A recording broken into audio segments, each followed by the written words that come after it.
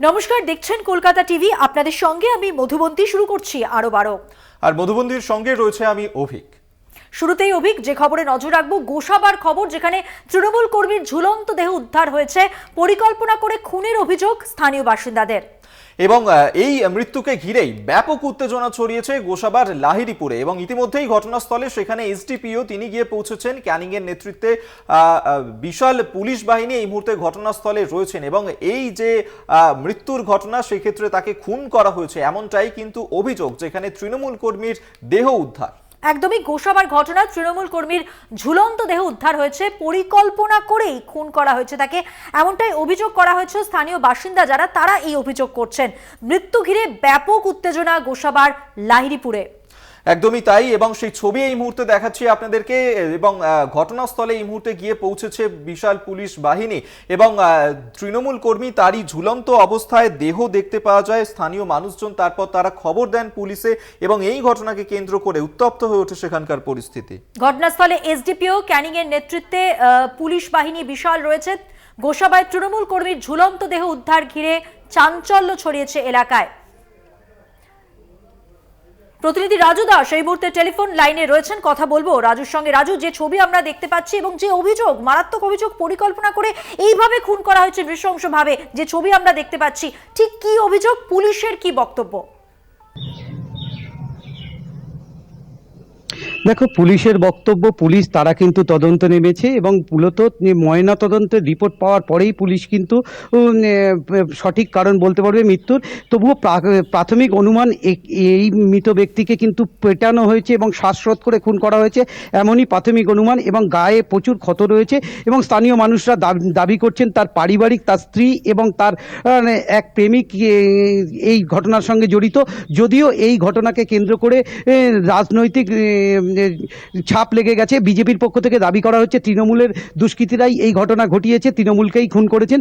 এবং এই ঘটনাকে কেন্দ্র করে স্থানীয় তৃণমূল নেতারা দাবি করছেন যে মূল অভিযুক্ত যারা এই ঘটনার পিছনে থাকতে পারে তাদেরকে দৃষ্টান্তমূলক শাস্তি দেওয়া হোক। এবং এই ঘটনার পরে এলাকায় ব্যাপক উত্তেজনা ছড়ায়। ঘটনাস্থলে প্রথমে কোস্টাল থানার পুলিশ যায়, তারপরে অবস্থার অবনতি হলে এসডিপিও ক্যানিংয়ের নেতৃত্বে বিশাল পুলিশ বাহিনী গিয়ে পরিস্থিতি নিয়ন্ত্রণে আনে এবং মৃতদেহ ময়নাতদন্তের জন্য পাঠানো হয়েছে এবং এলাকায় পুলিশ পিকেট বসানো হয়েছে আর কোনো অপ্রীতিকর ঘটনা যাতে না ঘটে। এবং এই ঘটনায় তোমাকে বলে রাখি, স্ত্রী এবং তার এক সঙ্গীকে কিন্তু আটক করে জিজ্ঞাসাবাদ করছে দীর্ঘক্ষণ। এখনো পর্যন্ত কোস্টাল থানায় তাদেরকে জিজ্ঞাসাবাদ করা হচ্ছে। এই খুনের নেপথ্যে কে বা কারা আছে সমস্তটাই তদন্ত করে দেখছেন কোস্টাল থানার পুলিশ। কারা রয়েছে যেমনটা তুমি বলছো, যেমন কোন কোন বিষয়ের উপর ভিত্তি করে যে এই ঘটনাটা খুনের ঘটনা এটা মনে করা হচ্ছে বা এই অভিযোগ করা হচ্ছে? দেখো, প্রথমত তার দেহে কিন্তু প্রচুর ক্ষতচিহ্ন রয়েছে এবং যেভাবে তার ঝুলন্ত মৃতদেহ পাওয়া গেছে সে কিন্তু মাটিতে দাঁড়িয়েই রয়েছে বলে দাবি করছেন স্থানীয় মানুষরা। এছাড়াও তার পারিবারিক একটি বিবাদ ছিল, তার স্ত্রীর সঙ্গে কিন্তু দীর্ঘদিন ধরে বনিমনা হচ্ছিল না। সে কিন্তু তোর বন্ধুবান্ধব থেকে শুরু করে তার আত্মীয় স্বজনকেও এই বিষয়ে বলেছেন এবং পরিবারের একটি অংশ দাবি করছেন এই ঘটনার পিছনে তার স্ত্রী এবং তার প্রেমিক দায়ী থাকতে পারে। অপরদিকে বিজেপি কিন্তু দাবি করছেন যে পরিকল্পনা মাফিক এই যে তৃণমূল নেতাকে খুন করা হয়েছে, তৃণমূল কর্মীকে খুন করা হয়েছে, এর পিছনে রাজনীতি আছে। এবং যেহেতু এই তপন বৈদ্য মৃত, তার পরিবারের লোকজন বিজেপির দিকে ঝুঁকেছিল, সেই কারণেই তাকে মারধর করা হয়েছে এবং তাকে খুন করা হয়েছে। তবুও তার পরিবারের একটি বড় অংশ কিন্তু দাবি করছেন তার পারিবারিক দ্বন্দ্ব ছিল, সেই কারণেই কিন্তু খুন হতে পারে। সমস্তটাই পুলিশের উপর ছেড়েছেন, পুলিশ তদন্ত করে দেখুক এবং মূল অভিযুক্ত যে তাকে কিন্তু গ্রেপ্তার করে দৃষ্টান্তমূলক শাস্তির দাবি করেছে তারা। ধন্যবাদ রাজু, কথা বললাম আমাদের প্রতিনিধি রাজু দাসের সঙ্গে।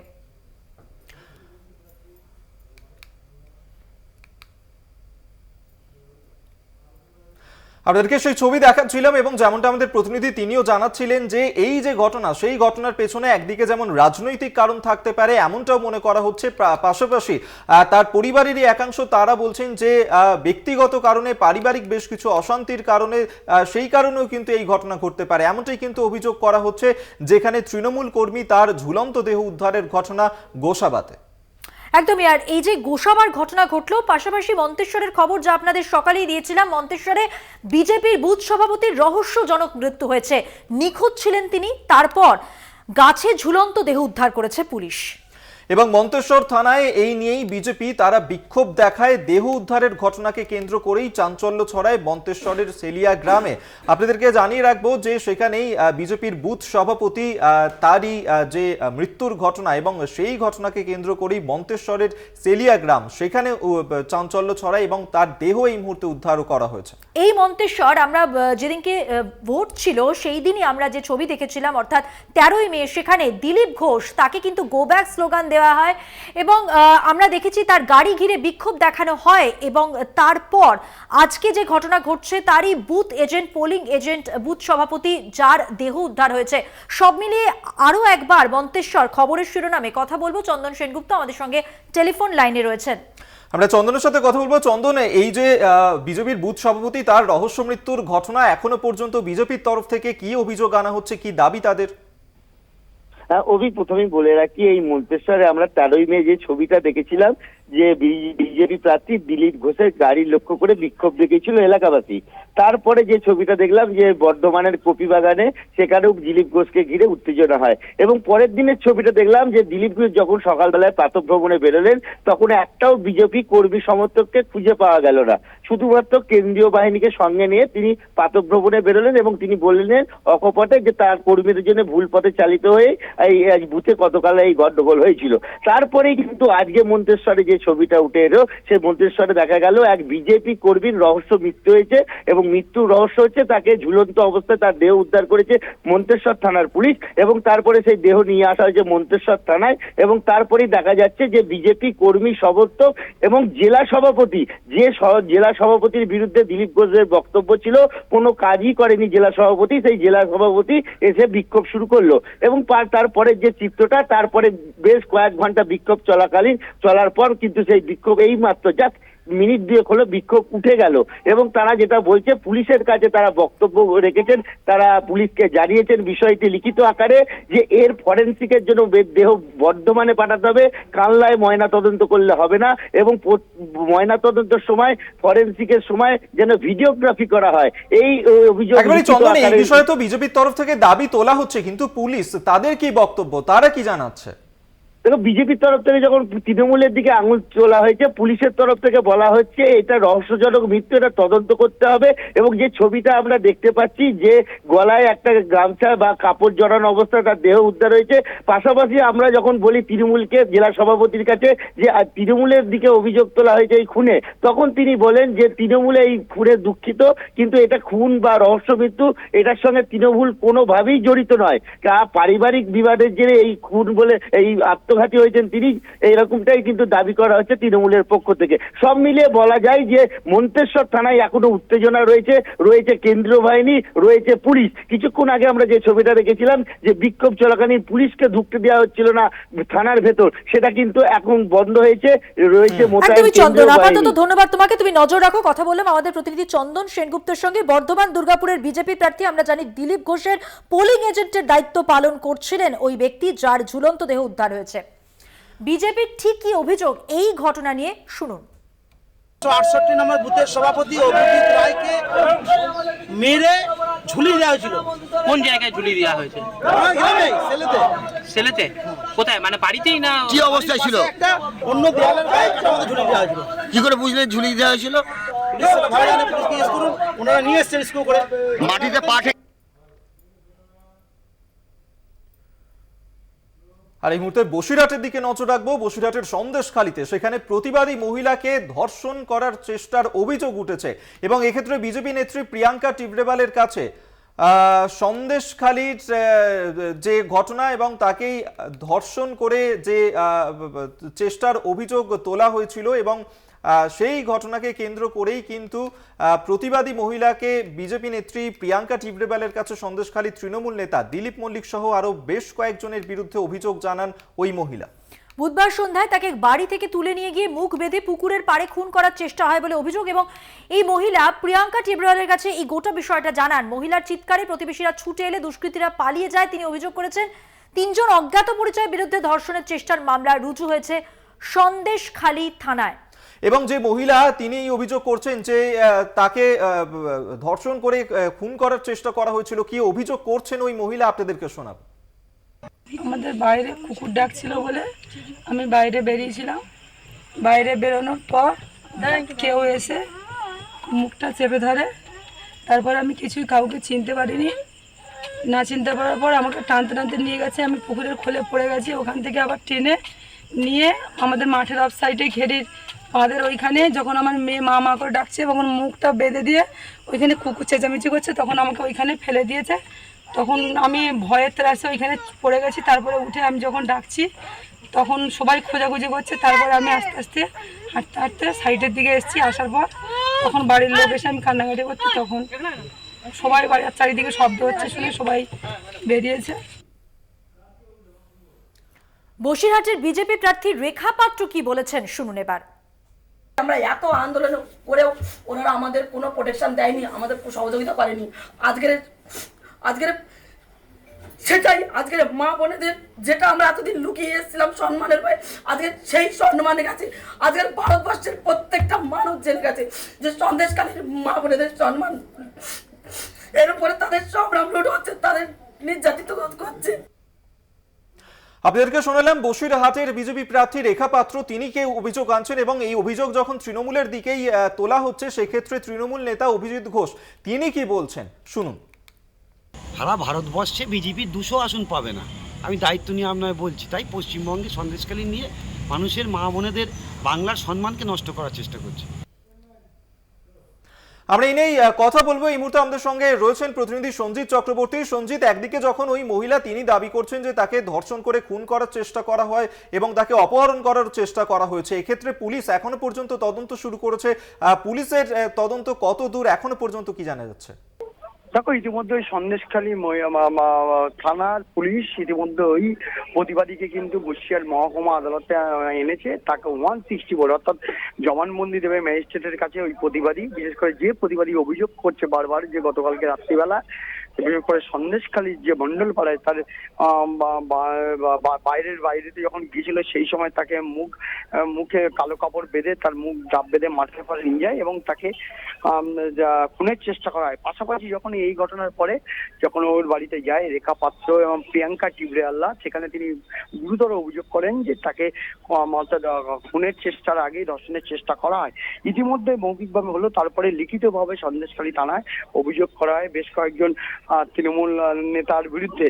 ইতিমধ্যে তদন্ত শুরু করেছে সন্দেশখালী থানার পুলিশ। ওই প্রতিবাদী ইতিমধ্যে কিন্তু তার কিছুক্ষণের মধ্যে বসিরহাট মহকুমা আদালতে মেডিকেল করানো হয়ে গেছে, তাকে ম্যাজিস্ট্রেটের কাছে জবানবন্দি হবে। এখন প্রশ্ন হচ্ছে, প্রতিবাদী প্রথমে একরকম বয়ান দিয়েছিল যে তাকে খুনের চেষ্টা করা হয়েছে, তারপরে যখন বিজেপি নেতৃত্ব যায় সেখানে, বিশেষ করে সেখানে প্রিয়াঙ্কা টিবরিয়াল বিশেষ করে আইন বিভাগটা দেখে বিজেপি নেত্রী, অন্যদিকে রেখা পাত্র, তাদের সামনে কিন্তু তিনি বলেন তাকে খুনের চেষ্টার আগে তাকে ধর্ষণ করার চেষ্টা করেছিল ওই দুষ্কৃতীরা, কিন্তু তিনি অজ্ঞাত পরিচয় বলেছিলেন। তারপরে কিন্তু জানা যায় তাকে বেশ কয়েকজন নেতার নাম উঠে এসেছে। ইতিমধ্যে তার জবানবন্দি হবে ম্যাজিস্ট্রেটের কাছে। ম্যাজিস্ট্রেটের কাছে জবানবন্দির পরে জানা যাবে আদৌ কি এটা কি দর্শনের চেষ্টার কি অভিযোগ কিভাবে হয়েছিল ঘটনাটা, সেটা পূর্ণাঙ্গভাবে বসিরহাট মহকুমা আদালতের বিচারকের কাছে জবানবন্দি দেবেন। একেবারেই আপাতত ধন্যবাদ তোমায় সঞ্জিত চক্রবর্তী, আমাদের সঙ্গে টেলিফোনে ছিলেন প্রতিনিধি।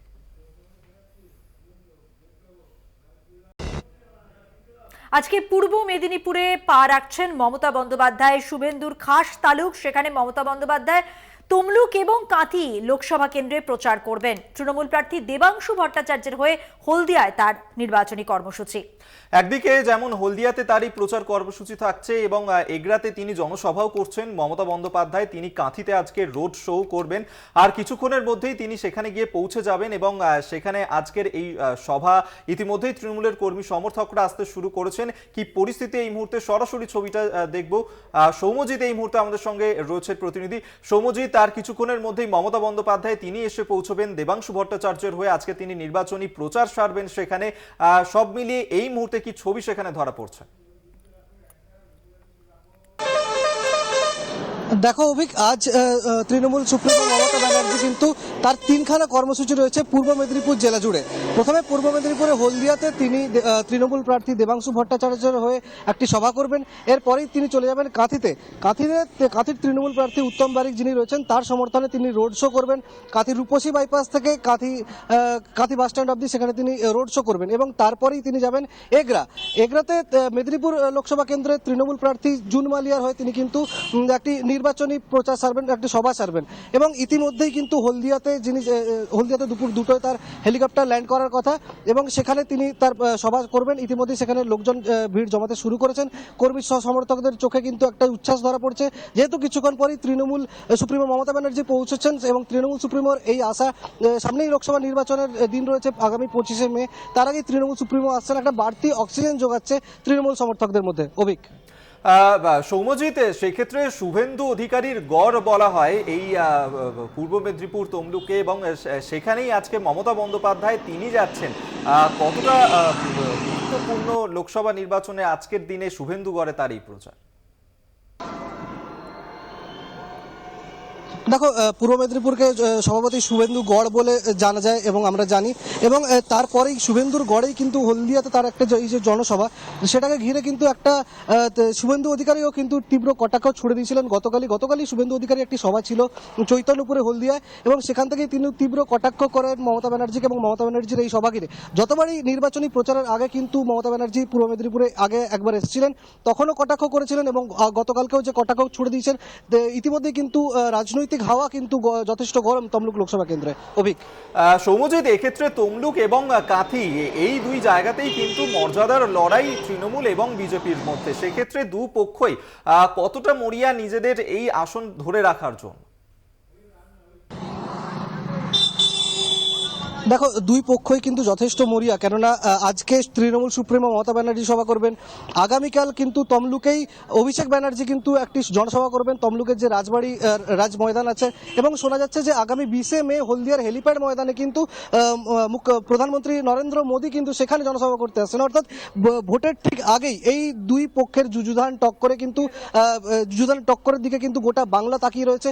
যথেষ্ট রাজনৈতিক হাওয়া কিন্তু যথেষ্ট গরম পূর্ব মেদিনীপুরে। অভিক, একেবারেই অবশ্যই আমাদের আজকের এই নির্বাচনী প্রচারের দিকে, রোড শোর দিকে অবশ্যই নজর থাকবে। আপাতত ধন্যবাদ তোমাকে। এতক্ষণ সরাসরি পূর্ব মেদিনীপুর থেকে আমাদের সঙ্গে ছিলেন প্রতিনিধি সৌম্যজিৎ।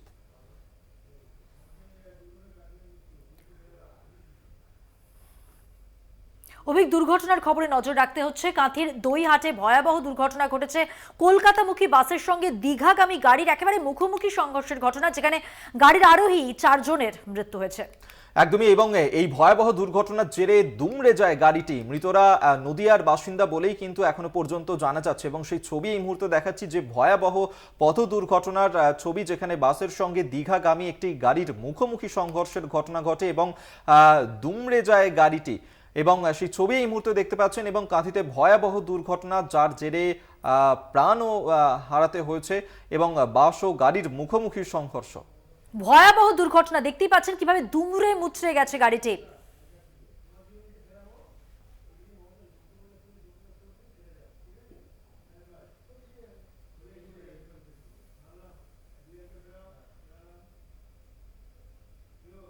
যে পথ দুর্ঘটনার কথা আপনাদের বললাম, 4 জনের মৃত্যু হয়েছে এই ঘটনায়। সোশ্যাল মিডিয়ায় শোক বার্তা মুখ্যমন্ত্রীর। তিনি বলছেন, স্বজন হারাদের সমবেদনা জানাই, মৃতদের পরিবারকে আর্থিক সাহায্য দেবে রাজ্য।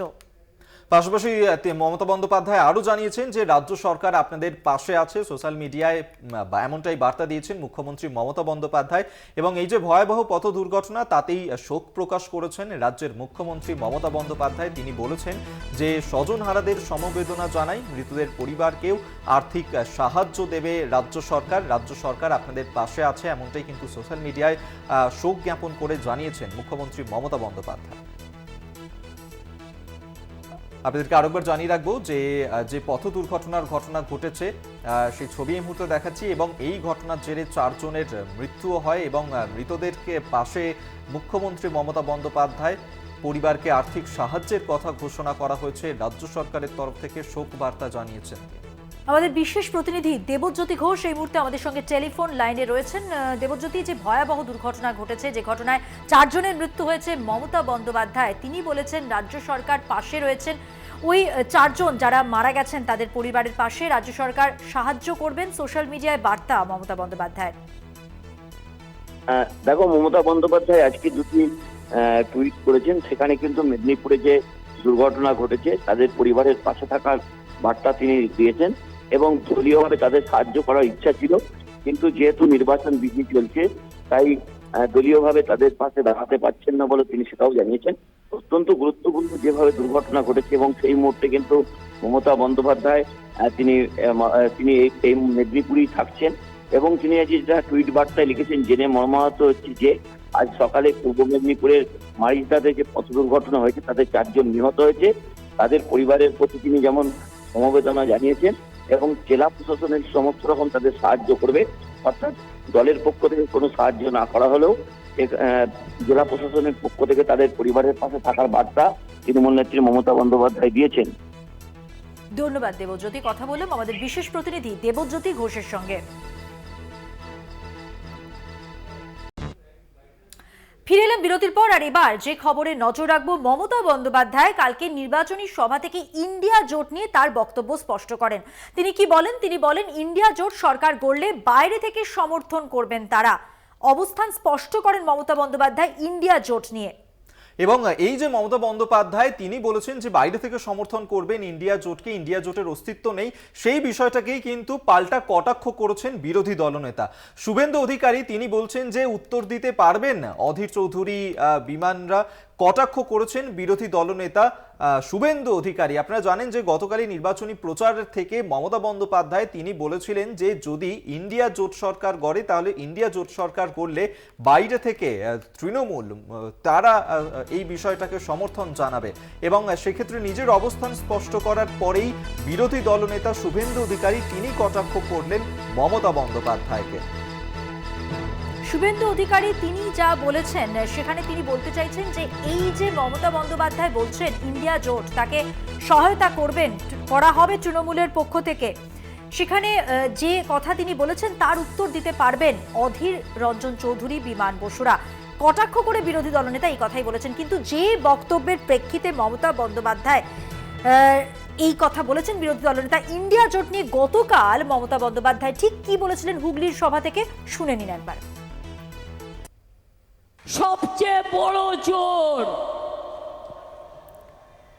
আজকে সারা পৃথিবী বুঝতে পারছে চিজ क्या है, সারা বিশ্ব বুঝতে পারছে কি চলছে দেশে। 4টে ফেজ হয়েছে, ওখানে বিজেপি হারছে, আর 3টে ফেজ বাকি আছে, তাতেও বিজেপির সিট জেতার খুব একটা সম্ভাবনা নেই। চিৎকার করবে, ইনিয়ে বিনিয়ে মিথ্যে কথা বলবে, ভাওতা করবে, জুমলাবাজি করবে, কিন্তু জিততে পারবে না। অনেকে অঙ্ক কষে বলছে বিজেপি বলেছিল না অহংকার করে ইসবার 400 পার, মানুষ বলছে নেই হোগা 200 পার, এবার হবে পগার পার,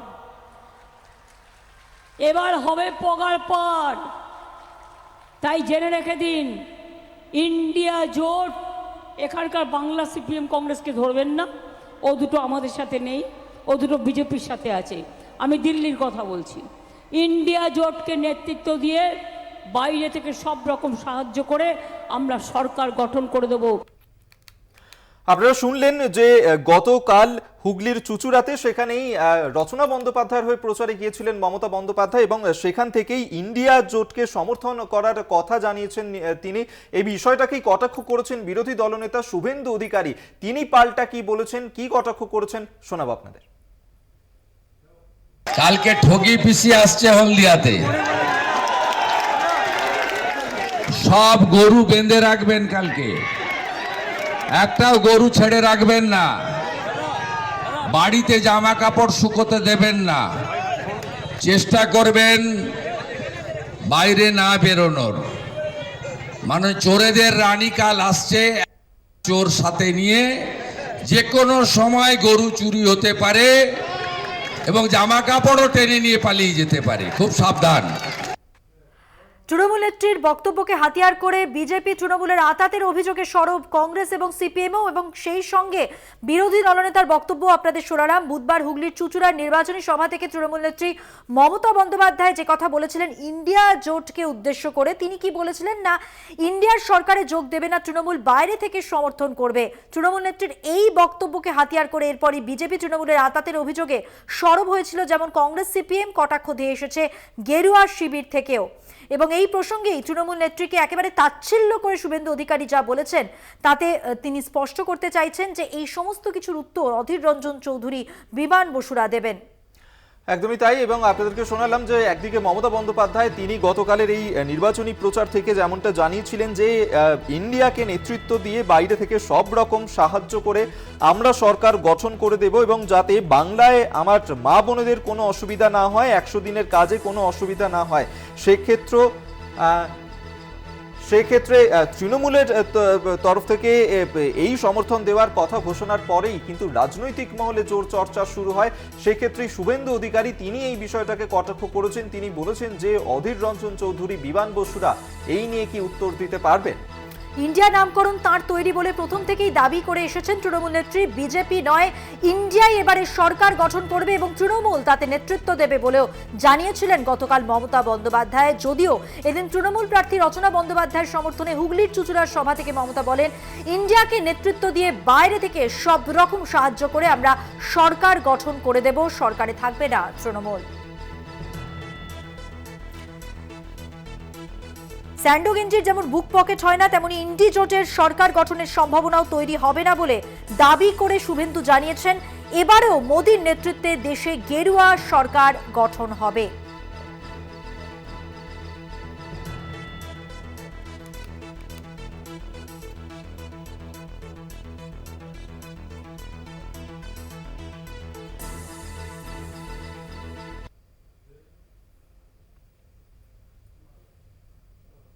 আর এরপর যে খবর দিকে নজর রাখবো, বিরোধী দলনেতা শুভেন্দু অধিকারী তার আক্রমণের জবাব দিলেন বাঁকুড়া তৃণমূল প্রার্থী অরূপ চক্রবর্তী।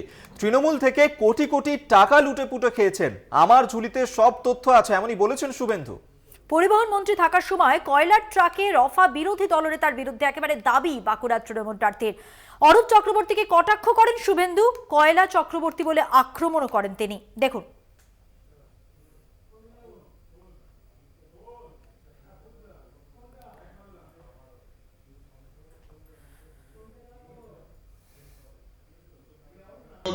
ছেলের সংসদ, আরেক ছেলের সংসদ, তার বিরুদ্ধে প্রার্থীকে, প্রার্থীর নাম হলো কয়লা চক্রবর্তী। গোটা বাঁকুড়া জেলায় তৃণমূল আসার পরে যত অপকর্ম হয়েছে, এই চুরির নায়ক হচ্ছে তৃণমূল কংগ্রেসের এই প্রার্থী। আপনি দেখবেন মেজিয়া থেকে শুরু করে যত কয়লা, তার সঙ্গে এই ভদ্রলোক যুক্ত। আপনাদেরকে শোনালাম শুভেন্দু অধিকারী তিনি ঠিক কি বলেছেন, এরই পাল্টা দিয়েছেন তৃণমূল প্রার্থী অরূপ চক্রবর্তী। তিনি কি বলেছেন শোনাবো আপনাদের। বাবা সংসদ, ছেলের সংসদ, আরেক ছেলের সংসদ, 10 বছর ধরে তৃণমূল কংগ্রেসের লুটে পুটে খেয়ে 4খানা পেট্রোল পাম্পের মালিক হয়েছেন, কোটি কোটি টাকা রোজগার করেছেন। আর নিজের চোখ, নিজের মুখ, নিজের আয়নায় দেখায় আমি তাকে অনুরোধ করব, আমার কাছে ঝুলিতে অধিকারী বাবুর অনেক তথ্য আছে। কারণ আমাদের মন্ত্রিসভায় যখন তিনি ছিলেন, তিনি যে কুকীর্তি করেছেন, আমি তার উত্তর চাইব সুভাষ বাবুর কাছ থেকে। তিনি কি জানেন? রানীগঞ্জ থেকে আসানসোল, আসানসোল থেকে দুর্গাপুর, দুর্গাপুর থেকে হুগলি, হুগলি থেকে হাওড়া। তিনি যখন ট্রান্সপোর্ট ডিপার্টমেন্টের মন্ত্রী ছিলেন, 1000 ট্রাক আটক করা হয়েছিল কয়লা লোডের। সেই 1000 ট্রাক 1 মাস ধরে আটকে রাখা হলো। অধিকারী বাবু শুনছেন তো? সেই ট্রাক 1 মাস পর ছেড়ে দেওয়া হলো। কিসের বিনিময়ে? কি অধিকারী বাবু উত্তর দেবেন। তারপরে কি হলো? রোপা হলো। কার সঙ্গে রোপা? রোপাতে বেগতিক হয়ে গেল। যখন কয়লার টাকা পাওয়া গেল না, তিনি তৃণমূল ছেড়ে বিজেপিতে যোগদান করতে দৌড়ে চলে গেলেন। আর এবার যে খবরে নজর রাখবো, বিজেপি নেতা কর্মীদের উপর হামলার অভিযোগ, নির্বাচন কমিশনের তৃণমূলের বিরুদ্ধে অভিযোগ। অ্যাকশন টেকেন রিপোর্ট চাইল নির্বাচন কমিশন। সংশ্লিষ্ট জেলা নির্বাচনী অফিসারের কাছে এই রিপোর্ট তলব করা হয়েছে। আপনাদেরকে আরেকবার জানিয়ে রাখবো, যেখানে নির্বাচন কমিশনের তরফ থেকে রিপোর্ট চাওয়া হয়েছে, যেখানে তৃণমূলের বিরুদ্ধে অভিযোগ উঠেছিল এবং বিজেপি নেতাদের ওপর হামলার অভিযোগ উঠেছিল এবং সেই হামলার অভিযোগের প্রেক্ষিতেই এবার রিপোর্ট চেয়ে পাঠালো নির্বাচন কমিশন। গত কয়েক দফা নির্বাচনে আমরা দেখেছি নির্বাচন কমিশনের কাছে অনেক অভিযোগ জমা পড়েছে। দুদলের তরফ থেকে কিন্তু এই অভিযোগ জমা পড়েছে এবং সেক্ষেত্রে এবারে যে খবর উঠে আসছে নির্বাচন কমিশনের পক্ষ থেকে যে অ্যাকশন টেকেন রিপোর্ট চেয়ে পাঠানো হয়েছে। রাজ্যের শাসক দলের বিরুদ্ধে বিজেপি কর্মী ও নেতাদের উপর হামলার অভিযোগ, মিডিয়া ওয়াচের মাধ্যমে ঘটনার উপর নজর রেখেছে জাতীয় নির্বাচন কমিশন। 24 ঘন্টার মধ্যে সংশ্লিষ্ট জেলা নির্বাচনী আধিকারিকদের কাছ থেকে অ্যাকশন টেকেন রিপোর্ট তলব করা হয়েছে মুখ্য নির্বাচনে আধিকারিকের দপ্তরে। আমরা এই নিয়ে বিস্তারিত জানবো। কল্লোল মণ্ডল এই মুহূর্তে আমাদের সঙ্গে টেলিফোনে রয়েছেন প্রতিনিধি। কল্লোল, নির্বাচন কমিশনের তরফ থেকে অ্যাকশন টেকেন রিপোর্ট তলব করা হয়েছে, কি বলা হয়েছে নির্বাচন কমিশনের তরফে?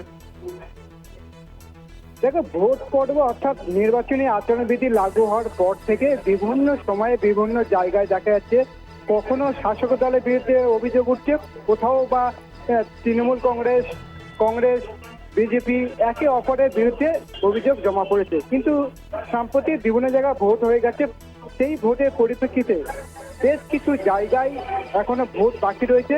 কিন্তু বিভিন্ন জায়গায় দেখা যাচ্ছে অধিকাংশ এবার শাসক দল তারা বিরোধী দলের উপরে আক্রমণ শানাচ্ছেন। কোথাও গাড়ি ভাঙচুর করা হচ্ছে, কোথাও বিরোধী পক্ষের নেতাদের বাড়ি ভাঙচুর এবং আগুন লাগানোর মতন ঘটনা ঘটছে, মিটিং মিছিল করতে দেওয়া হচ্ছে না, এরকম নানা রকমের ভুরি অভিযোগ নির্বাচন কমিশনে জমা পড়ছে। এবং আজকে যেটা জানা যাচ্ছে, জাতীয় নির্বাচন কমিশনে বিজেপির পক্ষ থেকে অভিযোগ জমা পড়েছে জাতীয় নির্বাচন কমিশনে।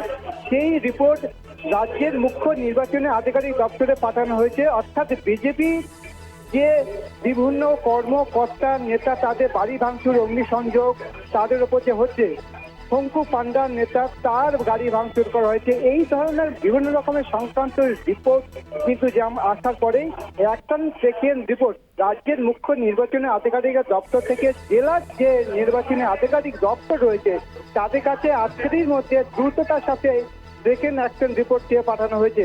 এবং আমরা জানি এই টেকেন অ্যাকশন রিপোর্ট পাঠানোর পরেই কিন্তু খুব তাড়াতাড়ি দ্রুততার সাথে সেখানে যাতে সম্ভব হয়, সেখানে অন্যান্য আরো সন্ত্রাসী যাতে না করতে পারে, ভোটার বা যারা সাধারণ ভোটার তাদের মধ্যে যখন নিরাপত্তার ব্যাপারটা আন্তঃসাত করে তাদের ভোটমুখী করতে দেওয়ার ক্ষেত্রেই তাদের যে একটা অভিপ্রায় বা সক্রিয় ভূমিকা সেইগুলো নিতে দেখা যায় একেবারে। এবং সেই সমস্ত বিষয়েই জানতে চেয়েছে নির্বাচন কমিশন, যার কারণেই অ্যাকশন টেকেন রিপোর্ট তলব করা হচ্ছে। আপাতত ধন্যবাদ তোমায়। কল্লোল মণ্ডল আমাদের সঙ্গে টেলিফোনে ছিলেন প্রতিনিধি।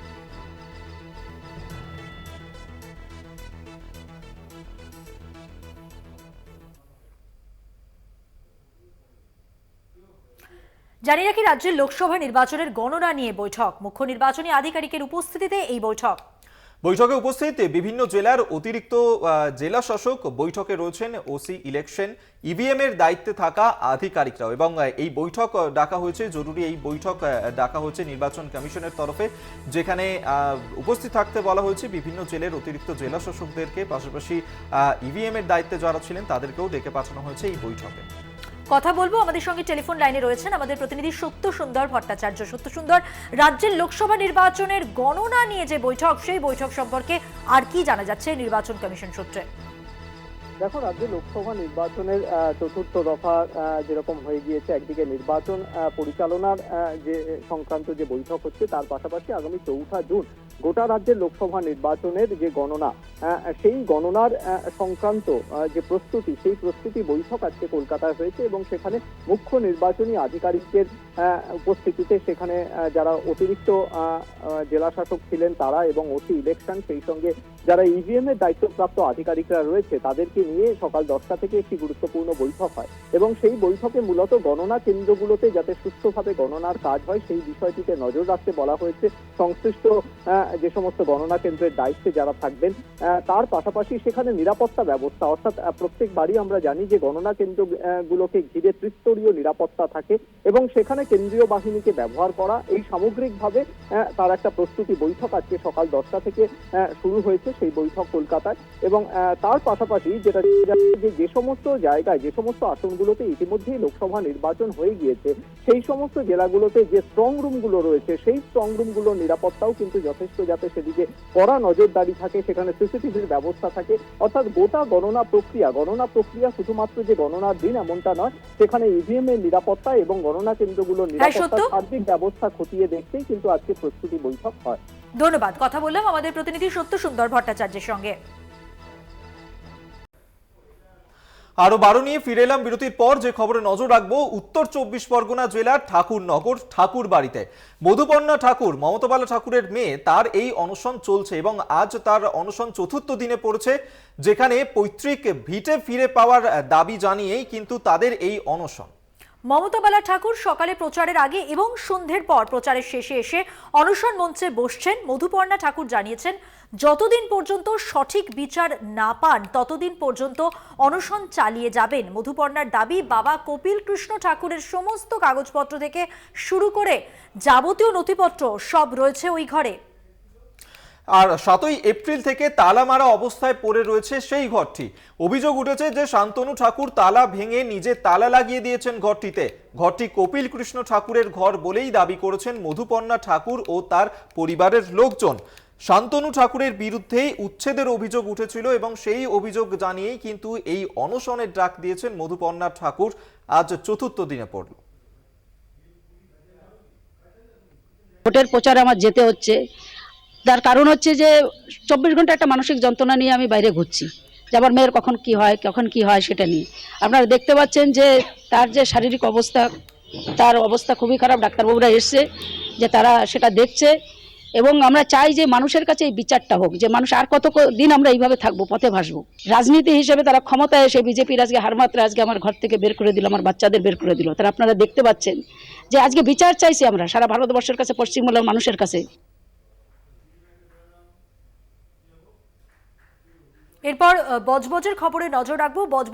বজবজের পূজালি, যেখানে বিজেপি কর্মীকে মারধরের অভিযোগ উঠেছে। মারধরের অভিযোগ তৃণমূলের বিরুদ্ধে। পোস্টার লাগানোকে কেন্দ্র করেই উত্তেজনা, যেখানে পোস্টার লাগানোর সময় মারধর করা হয় বলেই অভিযোগ উঠেছে। ডায়মন্ড হারবার থানায় অভিযোগ দায়ের করা হয়েছে। আপনাদেরকে আরেকবার জানিয়ে রাখবো, যেখানে পোস্টার লাগানোকে কেন্দ্র করেই উত্তপ্ত হয়ে ওঠে বজবজের পূজালি। বিজেপি কর্মীকে মারধর করা হয়, তৃণমূলের বিরুদ্ধেই এই অভিযোগ আনা হয়েছে এবং ইতিমধ্যেই থানায় অভিযোগ দায়ের করা হয়েছে। আমাদের প্রতিনিধি শুভ্রজিৎ চক্রবর্তী এই মুহূর্তে আমাদের সঙ্গে টেলিফোন লাইনে রয়েছেন, আরো বিস্তারিত জানাবেন। বজবজে যে ঘটনা হয়েছে শুভ্রজিৎ, ঠিক কি অভিযোগ?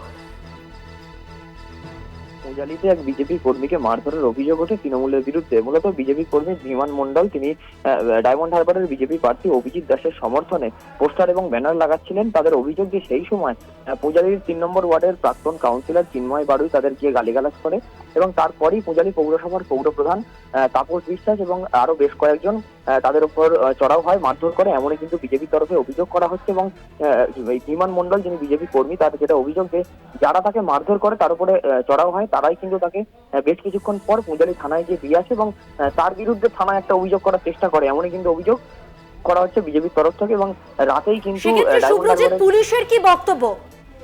একেবারেই থানাতে তাকে দিয়ে আসা, তাদের যেটা অভিযোগ যে থানাতে তাকে দিয়ে আসে যারা হামলাকারী, তারাই বিজেপির তরফে এমনই জানানো হচ্ছে। এবং তারপরই কিন্তু থানার তরফ থেকে তাকে প্রাথমিকভাবে চিকিৎসা করানো হয় আক্রান্ত বিজেপি কর্মীকে। এবং রাতেই ডায়মন্ড হারবারের বিজেপি প্রার্থী অভিজিৎ দাস তিনি থানায় যান এবং লিখিত কমপ্লেন করেন। যদিও এই ঘটনায় কিন্তু তৃণমূলের তরফে কোনো প্রতিক্রিয়া দেওয়া হয়নি এখনো পর্যন্ত। ধন্যবাদ শুভ্রজিৎ। কথা বললাম আমাদের প্রতিনিধি শুভ্রজিৎ চক্রবর্তীর সঙ্গে।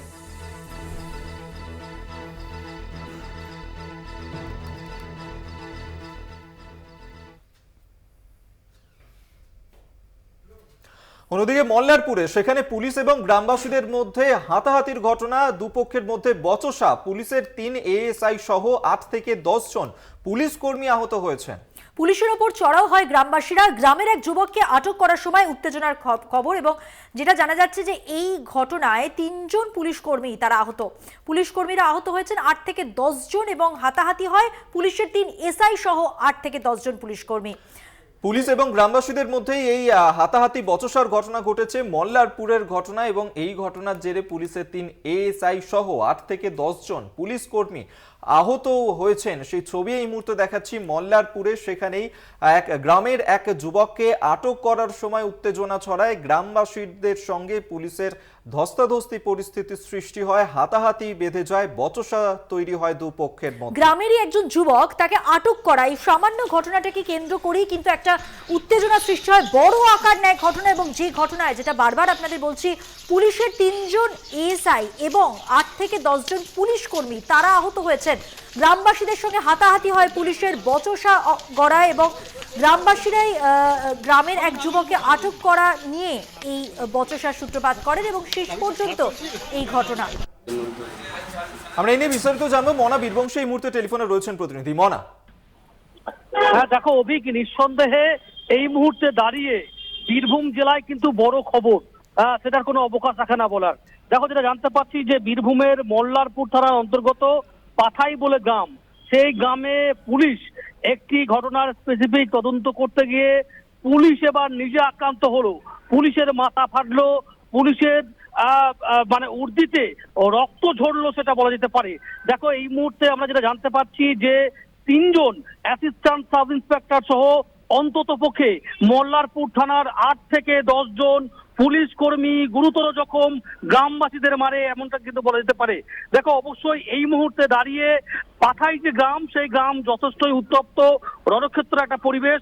তার কারণ হচ্ছে এই মুহূর্তে দাঁড়িয়ে মল্লারপুর থানা থেকে বিশাল পুলিশ বাহিনী সেই পাথাই গ্রামে গেছে এবং পুলিশে কিন্তু ধরপকড় শুরু হয়েছে। একেবারেই মনা এদিকে নজর রাখবে। আপাতত ধন্যবাদ তোমায়। মনা বীরবংশী আমাদের সঙ্গে টেলিফোনে ছিলেন প্রতিনিধি।